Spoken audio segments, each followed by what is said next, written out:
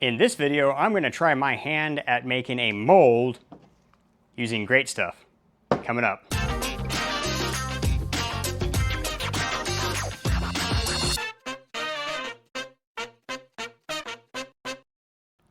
So I've watched plenty of videos of other people making molds using Great Stuff, and I figured I'd give it a shot myself. What I'm going to be molding today is my gooseneck ball for my truck. If you don't know, I do tow a fifth wheel with my Tacoma and really like having that ball drop in my bed, but I really want some place to store it on my truck.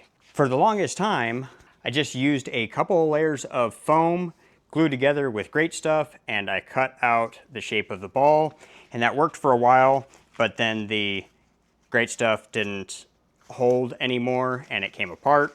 It was sliding around in one of the compartments on the bed of my truck, so it's kind of understandable. Okay, here's our setup. We have it in a box. At the bottom, we have another one of those pieces of foam, and the ball is prepped with clear tape so that foam doesn't go into the holes in the bottom and the sides to lock it in there. And I coated it with WD-40 as a releasing agent. And then we're gonna just put in the Great Stuff and see how that goes. I have seen people use strips of like wetted paper towel because the foam needs moisture in order to expand. And when you get it too thick, sometimes it doesn't set up completely. I think what I'm going to do is just spray it with some water in a spray bottle as I go. I'm just going to go part way up on the ball is my plan, and then I will cut it to the shape that I want. I'm going to try using this window and door Great Stuff because that's what I have on hand. It's just been sitting on a shelf. I don't even know if it's still any good.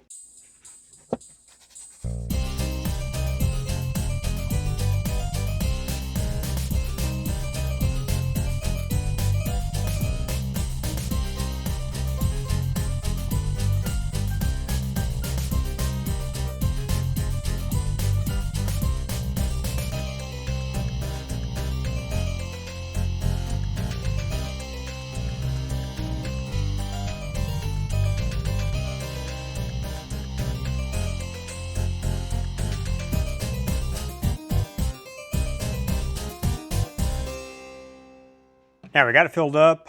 It actually went farther than what I was expecting. It didn't look like it was going to go very far, but even the windows and door expands more than I had expected. I think spraying it with the water honestly helped it expand a little bit more too. We're going to cut that out once it sets up, but that's going to be in a few hours, or I'll probably be even a couple of days before I get to it. But this is what it'll look like after the foam's in there.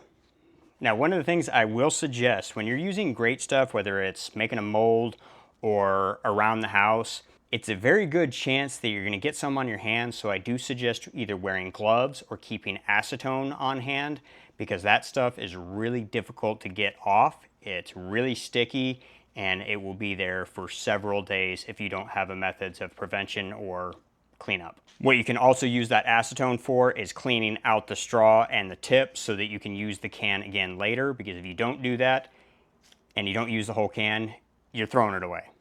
Well, that clearly did not work as planned. The foam shrank down quite a bit, left with a gap without the mold that I wanted. I have three possible ideas that it could have been. It could have been the fact that I was using a very old can of foam. It could have been the fact that I was doing it out in the garage in 100 and some odd degrees, or it could have been the water that I sprayed on it.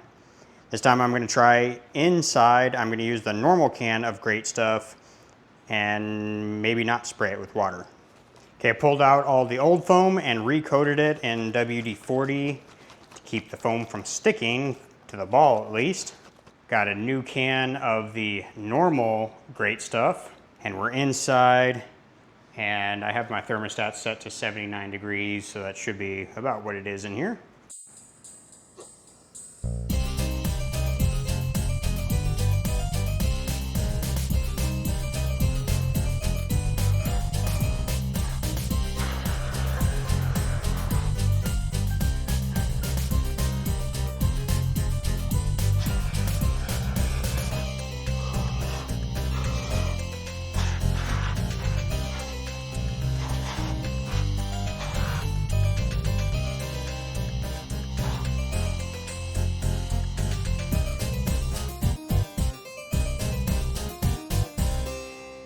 Well, that's what it looks like this time. Hopefully we won't have a whole bunch of shrinkage.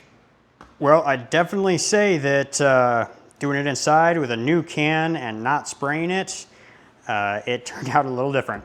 I'm hoping that it cured all the way through. As you can see, it came out the corner here, so I'm glad I put it on this bag. Although I put it on part of my fish tank stand, which is going to be gotten rid of. So it wouldn't have been the end of the world, but it got onto the bag and it didn't stick to the bag, so we're good there. So now we're gonna see if we can start cutting this to shape, I guess. I think that's the plan. So I think we're just gonna cut it out of the box to begin with, or at least, should I say, attempt. I admittedly, as you can tell probably already, I don't have a clue what I'm doing. I am figuring it out as I go on camera and taking you along for the ride. This channel is not about should we, it's about can we.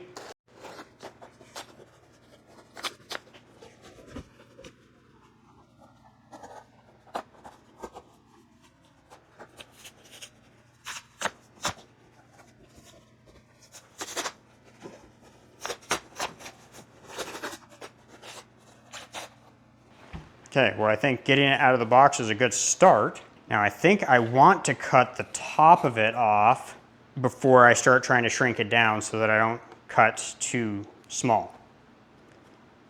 So, I don't know if this is gonna be easier to do by hand or to actually go and grab the Sawzall that this actually goes into.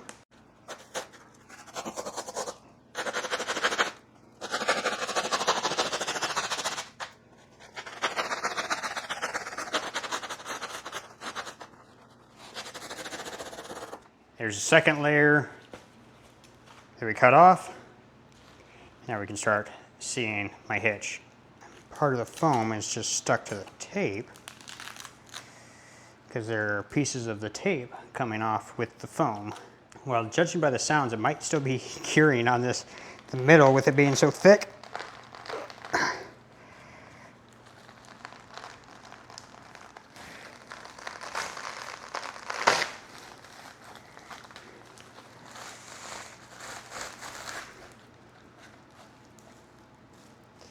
Yeah, it does look like there's still some wet foam down here at the bottom. But as you can see how much actually stuck to it, I was kind of concerned, but then this is just peeling off almost like tape. So I was, when I started opening this up, I was kind of concerned because I'm like, well, I sprayed it with WD-40 hoping that it wouldn't stick to the ball itself. Now it's not the end of the world. I could easily get this off with maybe some like Scotch-Brite or something like that if I need to. But most of it seems like it's almost peeling off like tape. But some of this in here looks like it might still be wet. Yeah, there's a little pocket down here. It looks like the foam might still be a little wet. So I'm gonna give this a little while longer and hopefully it will finish curing and we'll come back to it.